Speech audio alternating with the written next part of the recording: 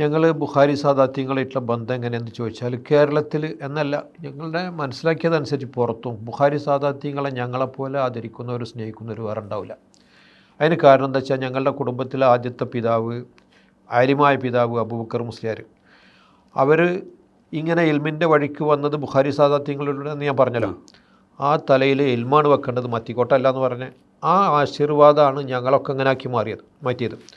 ആ പിതാമഹൻ എല്ലാ വർഷവും ശവ്വാൽ 2-ന് പിന്നെ ബുഖാരി സാദാത്യങ്ങളുടെ മൗലിദ് ഓതുന്നുണ്ട്. റളിയല്ലാഹു അനിൽ ബുഖാരി സയ്യിദ് മുഹമ്മദ് ജലാലി എന്നുള്ള ആ മൗലിദ് എല്ലാ കൊല്ലം ഓതിയിരുന്നു.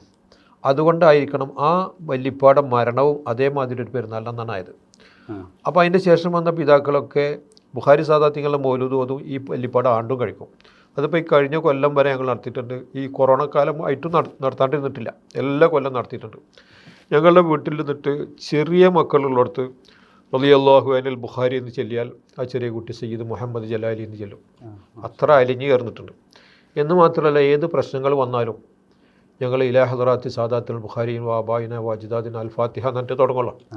ഏത് കാര്യത്തിനും ആ കാര്യങ്ങൾ ഉസ്താദിനെ അറിയും. അത് അറിയിച്ച് കൊടുത്തത് ഞാനായിരുന്നില്ല, ഉസ്താദ് അറിഞ്ഞതിന് ശേഷം എനിക്ക് എന്നോട് അന്വേഷിക്കലുണ്ടായി. അന്വേഷിച്ച് നോക്കുമ്പോൾ ഞാൻ അറിയുന്നതിനേക്കാൾ കൂടുതൽ എന്നെക്കുറിച്ച് ഉസ്താദിനെ അറിയാം.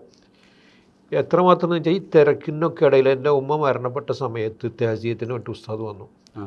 അതൊക്കെ ഒരു വല്ലാത്ത കൗതുകമായിട്ട് തോന്നി. കാരണം ഈ ഉസ്താദിൻ്റെ തിരക്ക് നമ്മൾക്കറിയാം. ഞാനത് കാരണം വരണമെന്ന് പറഞ്ഞിട്ട് പോലുമില്ല. പക്ഷേ ആളവിടെ എത്തി.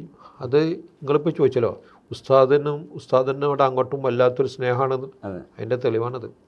അപ്പോൾ എന്നുണ്ട്, എല്ലാ ദിവസവും ബുഖാരി സാദാത്യങ്ങൾക്ക് ഫാത്തിഹ ഓതിയിട്ടാണ് ഞങ്ങളുടെ ദിവസം തുടങ്ങൽ തന്നെ. ഞങ്ങൾ തങ്ങന്മാരല്ലാന്നേ ഉള്ളൂ.